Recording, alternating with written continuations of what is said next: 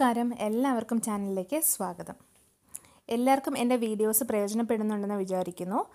എല്ലാവരും channel subscribe ചെയ്യുക, like ചെയ്യുക, ഷെയർ ചെയ്യുക. ഇതുപോലെ +2 പഠിക്കുന്ന നിങ്ങളുടെ ഫ്രണ്ട്സിനൊക്കെ ഈ വീഡിയോസ് ഷെയർ ചെയ്ത് കൊടുക്കുക, അവർക്കും ഉപകാരപ്പെടുമായിരിക്കും. അപ്പോൾ നമുക്ക് ഇന്നത്തെ ലെസണിലേക്ക് കടക്കാം. ഇന്ന് നമ്മൾ പഠിക്കാൻ പോകുന്നത് യൂണിറ്റ് 4 ഫസ്റ്റ് ലെസണായ when a sapling is planted എന്നുള്ള ലെസണാണ്. ഈ ലെസൺ ആക്ച്വലി ഇതൊരു സ്പീച്ചാണ്. വാങ്യാരി മാതായ് എന്നുള്ള ഒരു കെനിയൻ എൻവയോൺമെൻറ്റലിസ്റ്റിൻ്റെ ഒരു സ്പീച്ചാണ് നമ്മളിന്ന് പഠിക്കാൻ പോകുന്നത്. ഈ ഒരു പെർട്ടിക്കുലർ ലെസൺ ഈ യൂണിറ്റിലെ ഏറ്റവും ഇമ്പോർട്ടൻ്റ് ആയിട്ടുള്ള ലെസൺ കൂടിയാണ്. അപ്പോൾ നമുക്ക് ഈ ലെസണിലേക്ക് കടക്കാം. ഈ ഒരു സ്പീച്ച് പഠിക്കുന്നതിന് തൊട്ട് മുൻപ് നിങ്ങൾ ഈ റൈറ്ററിനെ പറ്റി എന്തായാലും മനസ്സിലാക്കിയിരിക്കണം. ഒരു കെനിയൻ ലേഡിയാണ് ഈ ഒരു പെർട്ടിക്കുലർ സ്പീച്ച് നടത്തിയിരിക്കുന്നത്.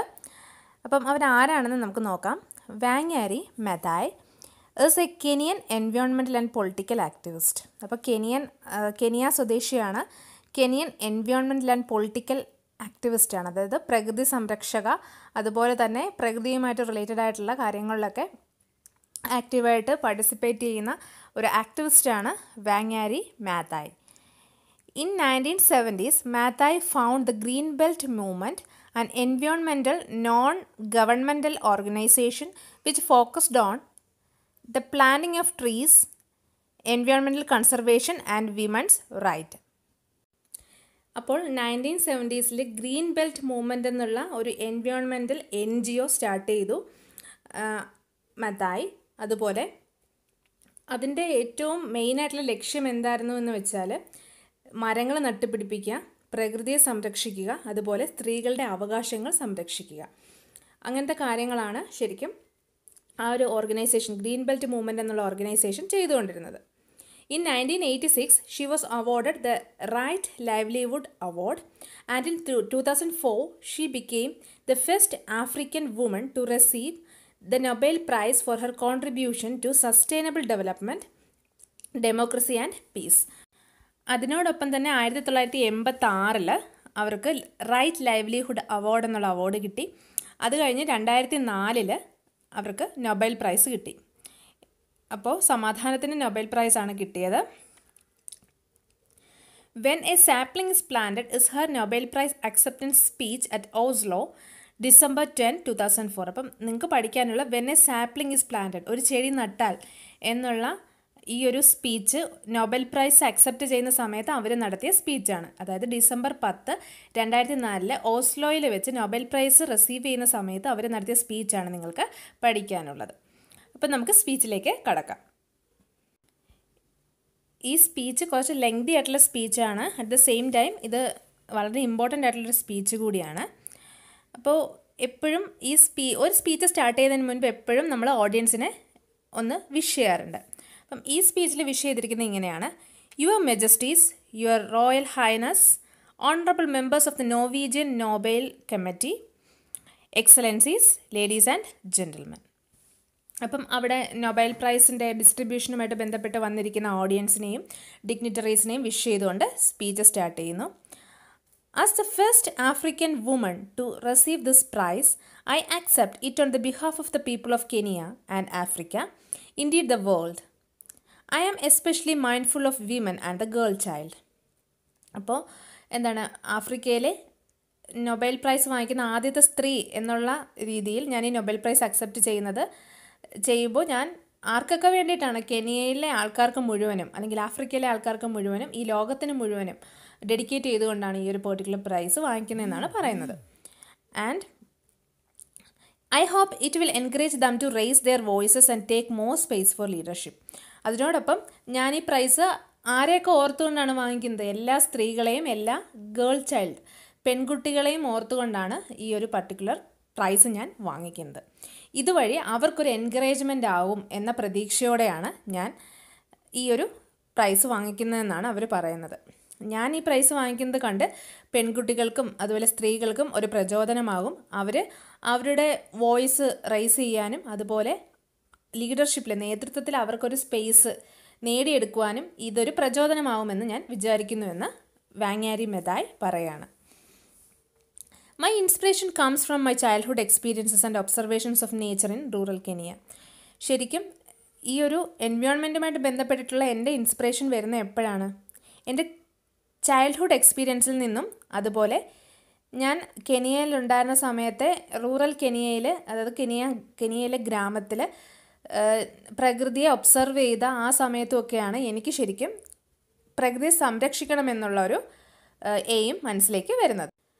As I was growing up, I witnessed forest being cleared and replaced by commercial plantations, which destroyed local biodiversity and the capacity of the forest to conserve water.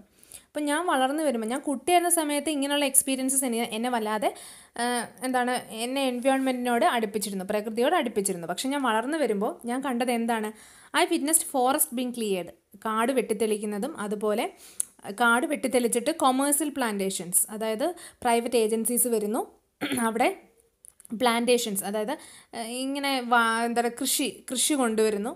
അങ്ങനെ കാട് വെട്ടിത്തെളിക്കുന്നൊരു കാഴ്ചയാണ് കാണുന്നത്. അത് local ബയോഡൈവേഴ്സിറ്റിയും അതുപോലെ വെള്ളം സംരക്ഷിക്കാനുള്ള കാടിൻ്റെ ആ ഒരു എബിലിറ്റിയെയും നശിപ്പിക്കുന്നതായിട്ടാണ് ഞാൻ കാണുന്നത്. അപ്പോൾ നിങ്ങൾ ഓർക്കേണ്ട ഒരു കാര്യം, കെനിയ, നമ്മുടെ ഇന്ത്യയുടെ കേസ് നമ്മൾ പറയുമല്ലോ, ബ്രിട്ടീഷുകാർ വരുന്നതിന് മുൻപ് ഇന്ത്യയിൽ ഒരുപാട് റിസോഴ്സസ് ഉണ്ടായിരുന്നു. ബ്രിട്ടീഷുകാർ വന്നതോടുകൂടി നമ്മുടെ കൾച്ചർ അപ്പാടെ മാറി, നമ്മുടെ റിസോഴ്സസിനെ അവർ എക്സ്പ്ലോയിറ്റ് ചെയ്തു, നമ്മുടെ പ്രകൃതിയെ നശിപ്പിച്ചു, അല്ലേ? അപ്പം അങ്ങനെ ഒരുപാട് കാര്യങ്ങളുണ്ടായി.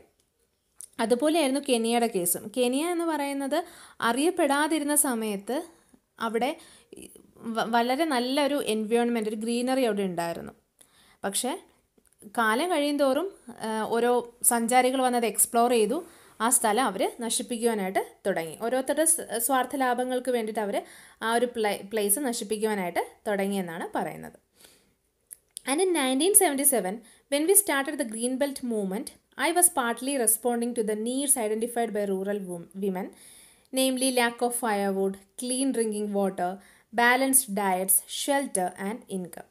അപ്പോൾ 1977 ഗ്രീൻ ബെൽറ്റ് മൂവ്മെൻറ്റ് സ്റ്റാർട്ട് ചെയ്തപ്പോൾ I was partly responding to the needs identified by the rural women. അപ്പോൾ റൂറൽ വിമണിന് വേണ്ടിയിട്ടുള്ള അവരുടെ ആവശ്യങ്ങൾ, അതായത് ഫയർവുഡ് ഇല്ല, നല്ല ഡ്രിങ്കിങ് വാട്ടർ ഇല്ല, കുടിവെള്ളമില്ല, അതുപോലെ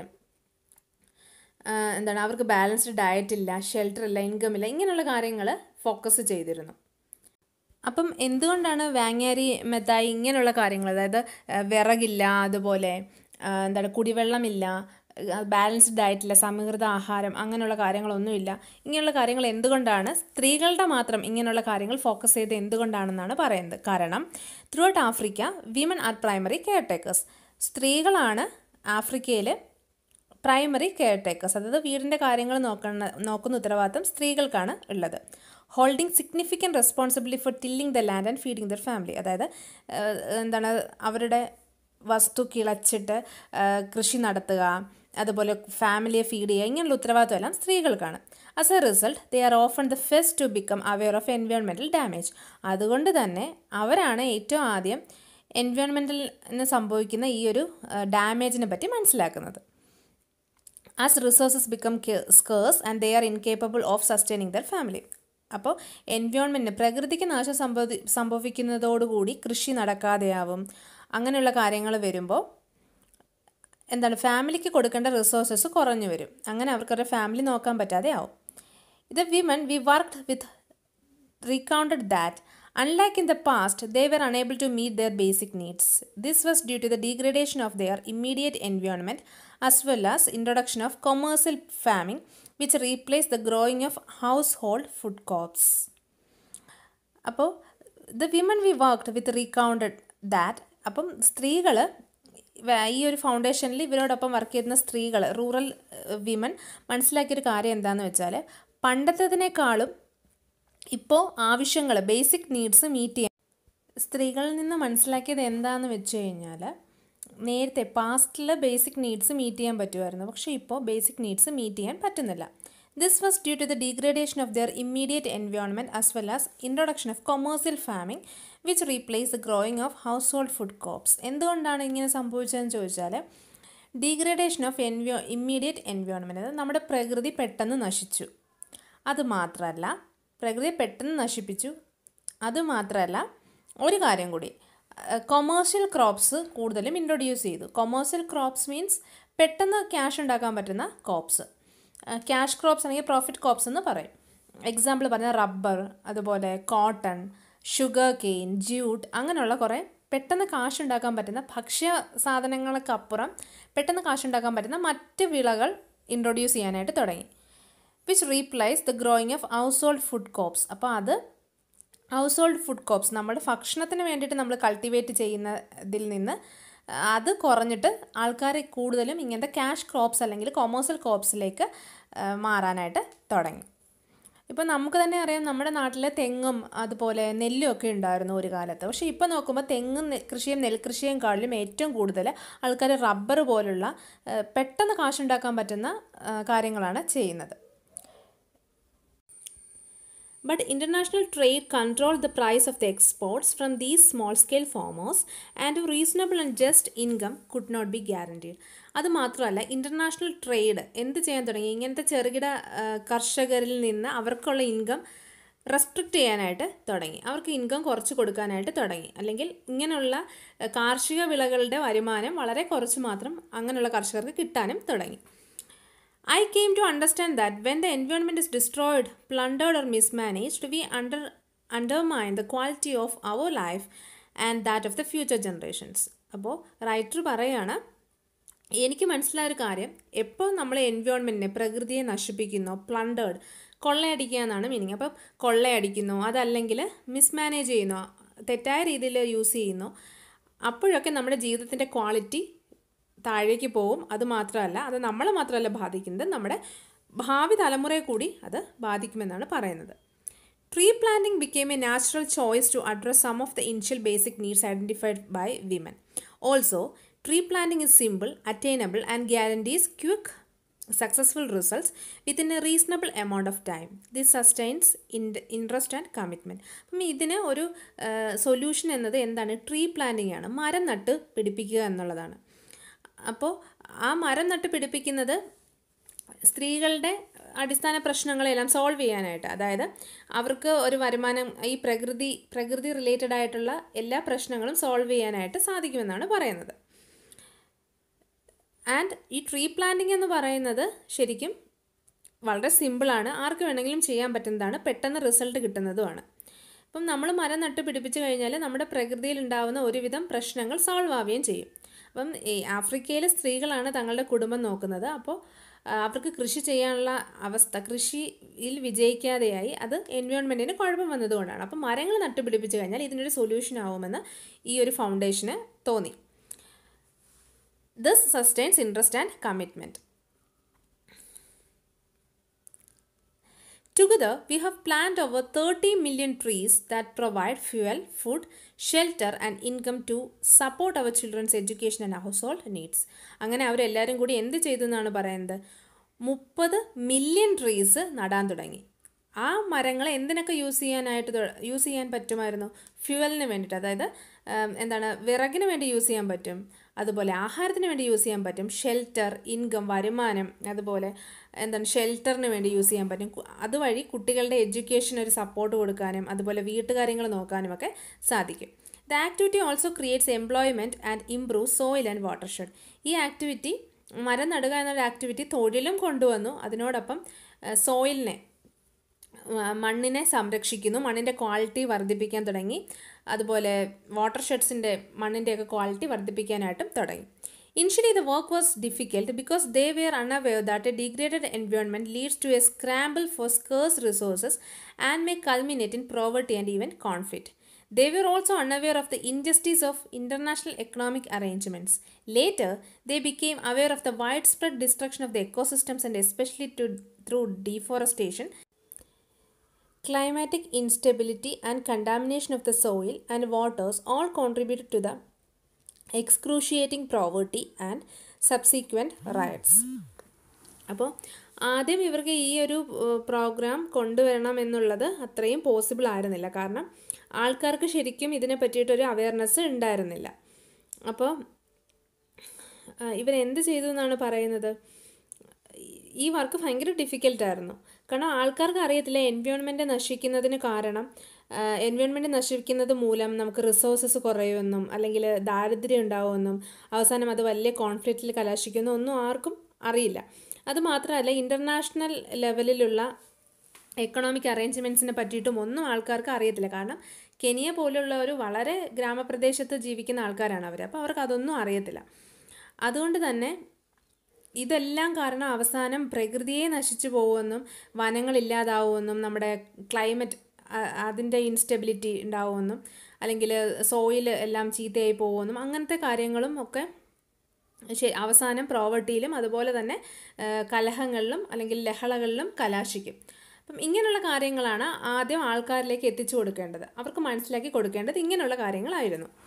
although initially the green belt movement's tree planting activities did not address issues of democracy and peace, it soon became clear that a responsible governance of the environment was impossible without democratic space. Therefore, the tree became a symbol for the democratic struggle in Kenya. Citizens were mobilized to challenge widespread abuse of power, corruption, and environmental mismanagement. ആദ്യം ഈ ഒരു particular organisation, അതായത് green belt movement എന്നുള്ള organisation tree നടുന്നതിനെ പറ്റി മാത്രമായിരുന്നു ആദ്യം അവർ address ചെയ്തിരുന്ന കാര്യം. പിന്നീട് അവർ അത് മാറി ഡെമോക്രസിയിലേക്കും പീസിലേക്കും ഒക്കെ വരാനായിട്ട് തുടങ്ങി. പിന്നെ അവർക്ക് മനസ്സിലായത് എന്താണ്, ശരിക്കും എൻവയോൺമെൻറ്റിനെ റെസ്പോൺസിബിളായിട്ട് നോക്കണമെങ്കിൽ ഒരു നല്ല ഡെമോക്രാറ്റിക് ആയിട്ടുള്ള ഒരു രീതി വേണമെന്ന് അവർ പിന്നെ മനസ്സിലാക്കി. Therefore, the tree became a symbol for democratic struggle in Kenya. അപ്പോൾ കെനിയയിലെ ഡെമോക്രാറ്റിക് സ്ട്രഗിളിന് അല്ലെങ്കിൽ ജനാധിപത്യവുമായിട്ട് ബന്ധപ്പെട്ട ഒരു ചിഹ്നമായിട്ട് മാറി ഈ മരം എന്ന് പറയുന്നത്. Citizens were mobilised to change widespread abuse of power, corruption and environment mismanagement. അതുപോലെ ആൾക്കാർ ഈ അധികാരം ദുരുപയോഗം ചെയ്യുന്നതിനെ പറ്റിയിട്ടും കറപ്ഷൻ, എൻവയോൺമെൻറ്റ് മിസ്മാനേജ്മെൻറ്റിനെ പറ്റിയൊക്കെ ചോദ്യം ചെയ്യാനായിട്ടും തുടങ്ങി. അങ്ങനെ ഈ ഒരു ട്രീ പ്ലാന്റിംഗ് ഓർഗനൈസേഷനിൽ നിന്നും ഗ്രീൻ ബെൽറ്റ് മൂവ്മെൻറ്റ് എന്നുള്ളത് കെനിയയിലെ മുഴുവൻ കാര്യങ്ങളും മാനേജ് ചെയ്യുന്ന ഒരു രീതിയിലേക്ക് മാറി. ഡെമോക്രാറ്റിക് പീസ് കൊണ്ടുവരാനും ഡെമോക്രാറ്റിക് ആയിട്ടുള്ള കാര്യങ്ങളും ഒക്കെ ആ ഒരു വെറും മരം നടുന്നതിലൂടെ ഈ വക കാര്യങ്ങളെല്ലാം അറ്റൈൻ ചെയ്തു എന്നാണ് പറയുന്നത്. In time, tree became a symbol for peace and conflict resolution, especially during ethnic conflicts. Using tree as a symbol of peace is in keeping with a widespread African tradition. അങ്ങനെ മരം എന്ന് പറയുന്നത് എന്തിൻ്റെ symbol കൂടിയായി മാറി? സമാധാനത്തിൻ്റെയും അതുപോലെ തന്നെ ഒരു രാജ്യത്തിൻ്റെ മുഴുവൻ പ്രശ്നങ്ങളുടെയും പ്രശ്നങ്ങൾ സോൾവ് ചെയ്യുന്നൊരു സിമ്പലായിട്ട് മാറി മരം എന്ന് പറയുന്നത്. Using tree as a symbol of peace in keeping with widespread African tradition. അങ്ങനെ അത് ആഫ്രിക്കൻ ട്രഡീഷൻ്റെ ഒരു ഭാഗമായിട്ട് മാറി. For example, the elders of the Kikuyu carried a staff from the thigi tree that when placed between two disputing sides caused them to stop fighting and seek reconciliation. Such practices are part of an extensive cultural heritage which contribute both to the conservation of habitats to cultures of peace. For example, elders of Kikyu carried a staff from Tiggy tree. അതായത് അവിടുത്തെ ഒരു tree ആണ് ശരിക്കും ഈ ടിഗി tree എന്ന് പറയുന്നത്. അപ്പോൾ ആ ട്രീയുടെ ഒരു സ്റ്റാഫ്, ഒരു കമ്പ് അല്ലെങ്കിൽ ഒരു ചില്ല, ഒരു branch, when placed between two disputing sides, രണ്ട് പ്രശ്നം നടക്കുന്ന രണ്ട് സൈഡ്സിൻ്റെ അല്ലെങ്കിൽ രണ്ട് ആൾക്കാരുടെ അല്ലെങ്കിൽ രണ്ട് വിഭാഗങ്ങളുടെ ഇടയിൽ ആ ഒരു പെർട്ടിക്കുലർ ടിഗി ട്രീയുടെ ചില്ല കൊണ്ടുവന്ന് വെച്ച് കഴിഞ്ഞാൽ cost them to stop fighting and seek reconciliation. എന്ത് വേണം എന്നാണ്? വഴക്ക് നിർത്തി അവർ പരസ്പരം യോജിച്ച് പോകണം എന്നതാണ് അതിൻ്റെ സിമ്പൽ. അപ്പോൾ ശരിക്കും മരം എന്നുള്ളത് ഇപ്പോൾ വന്ന ഒരു കാര്യമല്ല. ആഫ്രിക്കൻ ട്രഡീഷനിൽ പണ്ട് തൊട്ടേ മരം ഉണ്ട്. ഇപ്പോൾ അത് ട്രഡീഷൻ്റെ ഭാഗമായിട്ട് മൊത്തം ആൾക്കാരും അംഗീകരിക്കുന്ന രീതിയിൽ, ഇത് ഒരു വിഭാഗക്കാർ മാത്രമാണ്, അതായത് അവിടുത്തെ ഒരു ഗോത്ര വിഭാഗക്കാരുടെ ഇടയിൽ നടക്കുന്ന ഒരു കാര്യമായിരുന്നു. പക്ഷേ ഇപ്പോൾ മരം എന്നുള്ളത് എല്ലാവരും അക്സെപ്റ്റ് ചെയ്യുന്ന രീതിയിലേക്ക് കാര്യങ്ങൾ മാറുന്നു. Such practices are part of an extensive cultural heritage which contribute both to the conservation of habitats and to the cultures of peace. അപ്പോൾ നമ്മുടെ പ്രകൃതിയെ സംരക്ഷിക്കുന്ന കാര്യത്തിൽ മാത്രമല്ല, സമാധാനത്തിൻ്റെ കാര്യത്തിലും ആഫ്രിക്കൻ കൾച്ചറിൻ്റെ കാര്യത്തിലുമൊക്കെ മരം ഒരു ഭാഗമായിട്ട് മാറുന്നു. Excellencies, friends, ladies and gentleman. അപ്പോൾ എല്ലാവരെയും ഒന്നുകൂടി അഡ്രസ്സ് ചെയ്യുകയാണ്. It is 30 years since we started this work. അപ്പോൾ 30 വർഷമായി ഞങ്ങൾ ഈ വർക്ക് സ്റ്റാർട്ട് ചെയ്തിട്ട്. Activities that devastate the environment and societies continue unabated. Today, we are faced with a challenge that calls for a shift in our thinking so that humanity stops threatening its life supporting system. അപ്പോൾ ഈ activities എൻവയോൺമെൻറ്റിനെ protect ചെയ്യുന്ന ഈ activities start ചെയ്തിട്ട് 30 വർഷമായിരിക്കുന്നു. പക്ഷേ ഇപ്പോൾ ഞങ്ങൾ മറ്റൊരു challenge കൂടി ഫേസ് ചെയ്യുകയാണ്. അതായത് ആൾക്കാരുടെ ചിന്തകളെ ഒന്ന് ഷിഫ്റ്റ് ചെയ്യണം. അതായത് നമ്മുടെ ലൈഫിനെ തന്നെ, നമ്മുടെ ജീവനെ തന്നെ ബാധിക്കുന്ന, എൻവയോൺമെൻറ്റിനെ നശിപ്പിക്കുന്ന ഈ കാര്യത്തിൽ നിന്ന് ആൾക്കാരെ ഒന്ന് അവരുടെ ശ്രദ്ധയൊന്ന് മാറ്റണം, അല്ലെങ്കിൽ പ്രകൃതിയെ നശിപ്പിക്കാതിരിക്കുക. അങ്ങനൊരു ചലഞ്ചിലേക്ക് ഞങ്ങളിപ്പോൾ എത്തിച്ചേർന്നിരിക്കുകയാണ്. We are called to assist the earth to heal her wounds and in the process heal our own.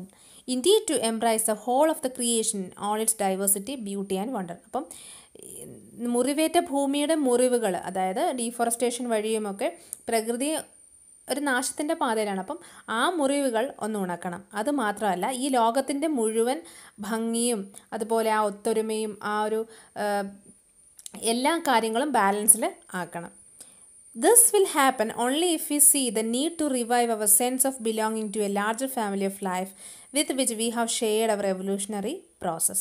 ഇത് എപ്പോൾ മാത്രമേ സാധ്യമാകത്തുള്ളൂ? നമ്മൾ അംഗീകരിക്കുമ്പോൾ മാത്രമേ സാധ്യമാകത്തുള്ളൂ. അതായത് ഒരു സെൻസ് ഓഫ് ബിലോങ്ങിങ് നമ്മുടെ ഉള്ളിൽ വരുമ്പോൾ, അതായത് ഭൂമി, പ്രകൃതി എന്നൊക്കെ പറയുന്നത് എൻ്റേത് മാത്രമല്ല എല്ലാവർക്കും ഉള്ളതാണ് എന്നൊരു ചിന്ത നമ്മുടെ ഉള്ളിൽ വരുമ്പോൾ മാത്രമേ നമുക്ക് പ്രകൃതിയെ നശിപ്പിക്കുക, പ്രകൃതിയെ ത്രട്ടൺ ചെയ്യുക എന്നുള്ളൊരു രീതി നമ്മുടെ ഉള്ളിൽ നിന്ന് മാറുകയുള്ളൂ. There can be no peace without equitable development and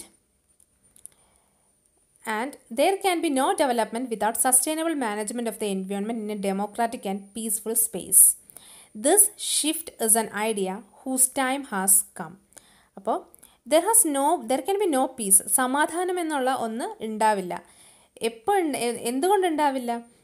അതായത് ഈ പ്രകൃതിയെ വളരെ സമാധാനപരമായിട്ടും ഡെമോക്രാറ്റിക്കായിട്ടും നോക്കാതെ ഒരിക്കലും നമുക്ക് സമാധാനം എന്നുള്ള ഒന്ന് ഉണ്ടാവില്ല. This shift is an idea whose time has come. അപ്പോൾ ശരിക്കും നിങ്ങൾക്ക് തന്നെ അറിയാം, ഇപ്പം ഏറ്റവും കൂടുതൽ പറയുന്നൊരു കാര്യമാണ്, ഭാവിയിൽ ആൾക്കാർ തമ്മിൽ യുദ്ധങ്ങളും വഴക്കുകളും ഒക്കെ ഉണ്ടാവുന്നത് വാട്ടറിന് വേണ്ടിയായിരിക്കും. കാരണം വാട്ടർ റിസോഴ്സസ് എല്ലാം കണ്ടാമിനേറ്റഡ് ആയി കഴിഞ്ഞു, നശിച്ചുകൊണ്ടിരിക്കുകയാണ്.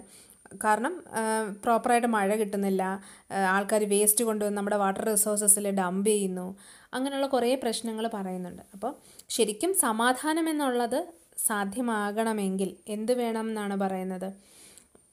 പ്രകൃതി നല്ല രീതിയിൽ മുന്നോട്ട് പോകണം. ഇപ്പോൾ തന്നെ മുല്ലപ്പെരിയാർ പ്രശ്നം എടുത്താലും കാവേരി നദീജല പ്രശ്നം എടുത്താലും ഒക്കെ എന്തിനു വേണ്ടിയിട്ടാണ്? ശരിക്കും നദികൾക്ക് വേണ്ടിയിട്ട്, അല്ലെങ്കിൽ വെള്ളത്തിന് വേണ്ടിയിട്ടുള്ള പ്രശ്നങ്ങളാണ് നടക്കുന്നത്. അപ്പോൾ ഈ പ്രശ്നങ്ങളൊക്കെ സോൾവ് ചെയ്യണമെങ്കിൽ നമ്മൾ എന്ത് വേണം? നമ്മുടെ ഉള്ളിൽ സെൻസ് ഓഫ് ബിലോങ്ങിങ്നെസ് വേണം. എല്ലാവരും ഒന്നാണ്, എനിക്കുള്ളത് മറ്റൊരാൾക്കും വേണം എന്നൊരു ചിന്ത നമ്മുടെ ഉള്ളിൽ വേണം. In course of history, there comes a time when humanity is called to shift to a new level of consciousness to reach a higher moral ground. A time when we have to shed our fears and give hope to each other. That time has now arrived. I call on the world leaders to expand democratic space and build fair and just societies that allow the creativity and energy of their citizens to flourish. So, in course of history, അതായത് സമയം കടന്നു പോകുമ്പോൾ ഭാവിയിൽ എന്താണ് നമ്മൾ എന്ത് ചെയ്യണം എന്നാണ് പറയുന്നത്? There comes a time when humanity is called to shift to a new level of consciousness. നമ്മുടെ ചിന്തകളെ നമ്മൾ പുതിയൊരു ലെവലിലേക്ക് മാറ്റേണ്ടതായിട്ട് വരും. To reach a higher moral ground, a time when we have to shed our fears and give hope to others. അതായത് നമ്മുടെ ചിന്തകളെ നമ്മൾ മറ്റൊരു മോറൽ ഗ്രൗണ്ടിലേക്ക്, കുറച്ചുകൂടി ഉയർന്ന രീതിയിൽ നമ്മുടെ ചിന്തകളെ മാറ്റേണ്ടതായിട്ട് വരും.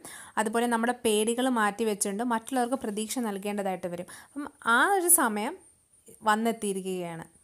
അതായത് എല്ലാവരും ഒത്തൊരുമയോടുകൂടി നിന്ന് പേടികൾ മാറ്റി മറ്റുള്ളവർക്ക് സപ്പോർട്ട് ചെയ്ത് നിൽക്കേണ്ട ഒരു സമയമാണ് ഇപ്പോൾ വന്നിരിക്കുന്നത്. I call on world leaders to expand democratic space and build fair and just societies that allow the creativity and energy of the citizens to flourish. ഞാൻ എപ്പോഴും വേൾഡ് ലീഡേഴ്സിനെ എന്നോട് പറയാൻ ആഗ്രഹിക്കുന്ന ഒരു കാര്യം, അല്ലെങ്കിൽ അവരെ വിളിച്ചുകൂട്ടി അവരോട് പറയാൻ ആഗ്രഹിക്കുന്ന ഒരു കാര്യം എന്താണെന്ന് വെച്ചാൽ, നിങ്ങൾ എന്ത് ചെയ്യണം? ഡെമോക്രാറ്റിക് സ്പേസ് ഒന്ന് എക്സ്പാൻഡ് ചെയ്യണം. അതുപോലെ എല്ലാ സൊസൈറ്റീസിനും അവരുടെ ക്രിയേറ്റിവിറ്റി, അവരുടെ ക്രിയാത്മകതയും അതുപോലെ അവരുടെ എനർജിയും സിറ്റിസൺസിൻ്റെ എനർജിയും ഫ്ലറിഷ് ചെയ്യാൻ അതൊന്ന് മുന്നോട്ട് കൊണ്ടുവരാനുള്ള എല്ലാ പദ്ധതികളും നിങ്ങൾ ചെയ്യണമെന്നാണ് ഞാൻ പറയുന്നത്. അത് വേൾഡ് ലീഡേഴ്സിനോട് പറയുകയാണ്. എല്ലാ ലീഡേഴ്സും എന്ത് ചെയ്യണം? ജനങ്ങളുടെ ക്രിയേറ്റിവിറ്റി, അവരുടെ എനർജിയുമൊക്കെ രാജ്യത്തിന് വേണ്ടി അല്ലെങ്കിൽ പ്രകൃതിക്ക് വേണ്ടി വിനിയോഗിക്കാനുള്ള അവസരങ്ങൾ ആർക്ക് കൊടുക്കണം? ജനങ്ങൾക്ക് കൊടുക്കണം. I would like to call on young people to commit themselves to activities that contribute towards achieving their long-term dreams. അതുപോലെ യുവജനങ്ങളോട് എനിക്ക് പറയാനുള്ളത് എന്താണ്? നിങ്ങൾ നിങ്ങളുടെ ആക്ടിവിറ്റീസ് കോൺട്രിബ്യൂട്ട് ചെയ്യണം. നിങ്ങളുടെ സ്വപ്നങ്ങൾ സാധ്യമാക്കാൻ നിങ്ങളുടെ ആക്ടിവിറ്റീസ് നിങ്ങൾ മാക്സിമം കോൺട്രിബ്യൂട്ട് ചെയ്യണം. അല്ലെങ്കിൽ നിങ്ങളുടെ ആക്ടിവിറ്റീസ് മാക്സിമം നിങ്ങൾ പ്രവർത്തിക്കണം. നിങ്ങളുടെ സ്വപ്നങ്ങളെ ലോങ് ടേം ഡ്രീംസിനെ പെട്ടെന്ന് സാധ്യമാക്കാൻ നിങ്ങൾ പ്രവർത്തിക്കണം. They have the energy and creativity to shape a sustainable future. അപ്പോൾ യുവജനങ്ങളുടെ കയ്യിലാണ് ഭാവി എന്നുള്ളതിനെ ക്രിയേറ്റ് ചെയ്തെടുക്കുവാനുള്ള എനർജിയും കഴിവുമുള്ളത് ആർക്കാണ്? യങ് ജനറേഷനാണ്. അതായത് നമ്മുടെ വേൾഡിൻ്റെ ഭാവി ശരിക്കും ഒന്ന് നന്നാക്കി എടുക്കുവാനുള്ള ആ ഒരു എനർജിയും അതുപോലെ തന്നെ ക്രിയേറ്റിവിറ്റിയും ആരുടെ കയ്യിലുണ്ട്? യുവജനങ്ങളുടെ കയ്യിലുണ്ട്. To the young people, I say, you are a gift to your communities and indeed the world. അപ്പോൾ യുവജനങ്ങളോട് എനിക്ക് പറയാനുള്ളത് എന്താണ്? നിങ്ങളാണ് ഈ ലോകത്തിനുള്ള സമ്മാനം. നിങ്ങളുടെ കമ്മ്യൂണിറ്റിക്കും ഈ ലോകത്തിനുമുള്ള സമ്മാനം നിങ്ങളാണ്. You are our hope and future. നിങ്ങളാണ് ഞങ്ങളുടെ പ്രതീക്ഷയും ഞങ്ങളുടെ ഭാവിയും. അപ്പോൾ യുവജനങ്ങളോട് പറയുന്നത് എന്താണ്? നിങ്ങളുടെ ക്രിയേറ്റിവിറ്റിയും നിങ്ങളുടെ എനർജിയും നിങ്ങൾ എന്ത് ചെയ്യണം? ഭാവി പ്രകൃതിക്ക് വേണ്ടി അല്ലെങ്കിൽ ലോകത്തിന് വേണ്ടി നിങ്ങൾ സമർപ്പിക്കണം. അപ്പം നിങ്ങളാണ് ഞങ്ങളുടെ സമ്മാനം. അതായത് നിങ്ങളാണ് ഞങ്ങളുടെ പ്രതീക്ഷയും ഞങ്ങളുടെ ഭാവിയും. അതുകൊണ്ട് നിങ്ങൾ എന്ത് ചെയ്യണം? യുവജനങ്ങൾ ഈ ലോകത്തിനെ മോഡിഫൈ ചെയ്തെടുക്കുക, അല്ലെങ്കിൽ പ്രകൃതിയെ എല്ലാ തിന്മകളിൽ നിന്നും ഈ പ്രകൃതിയെ രക്ഷിക്കാൻ നിങ്ങൾക്ക് മാത്രമേ കഴിയുള്ളൂ. നിങ്ങളുടെ ക്രിയേറ്റിവിറ്റിക്കും എനർജിക്കും മാത്രമേ കഴിയുകയുള്ളൂ എന്നാണ് പറയുന്നത്. സിമ്പിളായിട്ട് പറഞ്ഞു കഴിഞ്ഞാൽ പ്രകൃതിയെ നശിപ്പിക്കുന്നതിനെ അല്ലെങ്കിൽ ഈ ലോകത്തിൻ്റെ സമാധാനം കെടുത്തുന്ന കാര്യങ്ങൾ ഇല്ലാതാക്കാൻ ആർക്കേ പറ്റുള്ളൂ? യുവജനങ്ങൾക്കേ പറ്റുള്ളൂ. Excellencies, ladies and gentlemen, as I conclude, I reflect on my childhood experience when I would visit a stream next to our home to fetch water for my mother. I would drink water straight from the stream, playing among the arrowroot leaves. I tried in vain to pick up strands of frog eggs, believing they were beads. But every time I put my little fingers under them, they would break. Later I saw thousands of tadpoles, black, energetic and wriggling through the clear water against the background of the brown earth. This is the world I inherited from my parents. So, ഞാൻ കുട്ടിയായിരിക്കവേ എൻ്റെ ഒരു childhood experience പറഞ്ഞുകൊണ്ട് ഞാൻ ഈ speech നിർത്താൻ പോവുകയാണ് എന്ന് പറഞ്ഞിട്ട് അവരവരുടെ ചൈൽഡ്ഹുഡ് എക്സ്പീരിയൻസ് പറയുകയാണ്. ഞാനൊരു കുട്ടിയായിരിക്കവേ എൻ്റെ അമ്മയെ ഹെൽപ്പ് ചെയ്യാനായിട്ട് ഞാൻ എന്ത് ചെയ്യുമായിരുന്നു? ഞാൻ സ്ട്രീമിൽ പോകുമായിരുന്നു. എന്നിട്ട് വെള്ളം എടുത്ത് ഹെൽപ്പ് ചെയ്യാനായിട്ട്. എന്നിട്ട് ആ വെള്ളം സ്ട്രീമിൽ നിന്ന് ഡയറക്റ്റായിട്ട് എടുത്ത് കുടിക്കുമായിരുന്നു. Playing among the arrowroot leaves. അപ്പം ആരോറൂട്ട് കൂവ ഇലകൾക്കിടയിൽ കളിച്ചുകൊണ്ടിരിക്കുന്ന സമയത്ത് ഞാൻ എന്ത് കാണുമായിരുന്നു എന്ന് പറയുന്നു? ഫ്രോഗിൻ്റെ തവളയുടെ മുട്ടകൾ കാണുമായിരുന്നു. അത് മുത്താണ്, അത് ബീഡ്സ് ആണെന്ന് കരുതി ഞാൻ എന്ത് ചെയ്യും? ഞാൻ എൻ്റെ കുഞ്ഞ് ഫിംഗർ യൂസ് ചെയ്ത് അത് എടുക്കും. അപ്പോൾ അത് ബ്രേക്ക് ചെയ്യും. പിന്നീട് ഞാൻ കാണുന്നത് ഒരുപാട് തൗസൻഡ്സ് ഓഫ് ടാഡ്പോൾസിനെയാണ്, തവള കുഞ്ഞുങ്ങളെയാണ് ഞാൻ പിന്നെ കാണുന്നത്.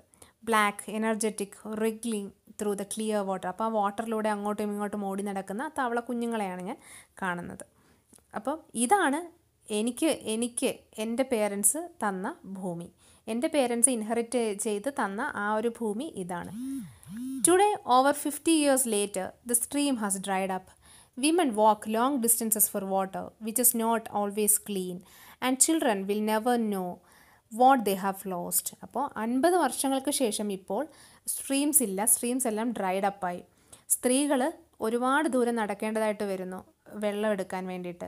ഈ വെള്ളം എന്ന് പറയുന്നത് ക്ലീൻ ആയിട്ടുള്ള വാട്ടറും അല്ല. ക്ലീൻ വാട്ടറിന് വേണ്ടിയിട്ട് അവർ ഒരുപാട് ദൂരം നടക്കുന്നു, പക്ഷേ അവരെടുക്കുന്ന വെള്ളം ക്ലീനും അല്ല. കുട്ടികൾക്ക് എന്ത് നഷ്ടപ്പെട്ടു? കുട്ടികൾക്ക് എല്ലാം നഷ്ടപ്പെട്ടു. അവർക്ക് അറിയില്ല എന്താണ് ഇതെന്ന്. Children never know what they have lost. കുട്ടികൾക്ക് അറിയില്ല അവർക്ക് എന്താണ് നഷ്ടപ്പെട്ടതെന്ന്. കാരണം അവരിന്ന് കാണുന്നത് ഇതൊക്കെയാണ്. The challenge is to restore the home of the tadpoles and give back to our children a world of beauty and wonder. അപ്പോൾ നമ്മുടെ മുന്നിൽ ഇന്നുള്ള പ്രതിസന്ധി എന്താണ്? ആ പഴയ ലോകം വീണ്ടെടുത്ത് കൊടുക്കുക എന്നുള്ളതാണ്. അതായത് ആ തവള കുഞ്ഞുങ്ങളുടെ അവർക്ക് ഫ്രഷായിട്ട് അവർക്ക് നീന്തി തുടിക്കാൻ പറ്റുന്ന ആ ഒരു ലോകം, അതായത് മൃഗങ്ങൾക്കെല്ലാം സ്വതന്ത്രമായിട്ട് നടക്കാൻ പറ്റുന്നൊരു ലോകം, മനുഷ്യർക്ക് എന്താണ് ശുദ്ധമായ വായുവും വെള്ളവും ഒക്കെ ആസ്വദിക്കാൻ പറ്റുന്നൊരു ലോകം, ബ്യൂട്ടി ആയിട്ടുള്ള അല്ലെങ്കിൽ സുന്ദരമായിട്ടുള്ള ആ ഒരു ലോകം കൊണ്ടുവരിക എന്ന് പറയുന്നതാണ് നമ്മുടെ ഏറ്റവും വലിയ challenge. Thank you very much. അപ്പം ഇത്രയേ ഉള്ളൂ ശരിക്കും ഈ ഒരു speech, when a sapling is planted എന്നുള്ള സ്പീച്ച്. ഈ സ്പീച്ചിലൂടെ പറയുന്നത് ഒരു കാലത്ത് നമ്മളുടെ മുത്തശ്ശന്മാരും മുത്തശ്ശികളും ഒക്കെ അനുഭവിച്ചിരുന്ന ആ ഒരു പ്രകൃതിയല്ല നമ്മളിന്ന് അനുഭവിക്കുന്നത്. പക്ഷെ നമുക്കറിയില്ല ആ പ്രകൃതി എങ്ങനെയുള്ളതായിരുന്നു എന്ന്. അപ്പം ആ ഒരു കാര്യങ്ങളൊക്കെയാണ് ഈ ഒരു പെർട്ടിക്കുലർ സ്പീച്ചിലൂടെ പറയുന്നത്. അപ്പം നമ്മുടെ പ്രകൃതിയെ നശിപ്പിക്കാനും നന്നാക്കുവാനും നമ്മൾക്ക് മാത്രമേ പറ്റുള്ളൂ. അതൊരു ചലഞ്ചാണ്. പക്ഷേ ആ ചലഞ്ച് യുവജനങ്ങൾ ഏറ്റെടുക്കണമെന്നാണ് പറയുന്നത്. യുവജനങ്ങൾ മാത്രമല്ല, എല്ലാ ലീഡേഴ്സും അത് ഏറ്റെടുക്കണം. ഈ പ്രകൃതിയെ സംരക്ഷിക്കണം. എങ്കിൽ മാത്രമേ നമ്മൾക്ക് നിലനിൽപ്പുണ്ടാവൂ. യുദ്ധങ്ങൾ അവോയ്ഡ് ചെയ്യാൻ പറ്റുള്ളൂ. ഈ നിലനിൽപ്പുണ്ടാവണമെന്നുണ്ടെങ്കിൽ ഈ പ്രകൃതിയെ നമ്മൾ നന്നായിട്ട് സംരക്ഷിക്കണമെന്നാണ് പറയുന്നത്. അപ്പോൾ ഇത്രയേ ഉള്ളൂ ഈ വീഡിയോ. എല്ലാവർക്കും മനസ്സിലായെന്ന് വിചാരിക്കുന്നു. ഡൗട്ട്സ് ഉണ്ടെന്നുണ്ടെങ്കിൽ കമൻറ്റ് ചെയ്ത് ചോദിക്കുക, അതല്ലെങ്കിൽ മെയിൽ ചെയ്ത് ചോദിക്കുക. എല്ലാവരും ചാനൽ സബ്സ്ക്രൈബ് ചെയ്യുക, ലൈക്ക് ചെയ്യുക, ഷെയർ ചെയ്യുക. നന്ദി.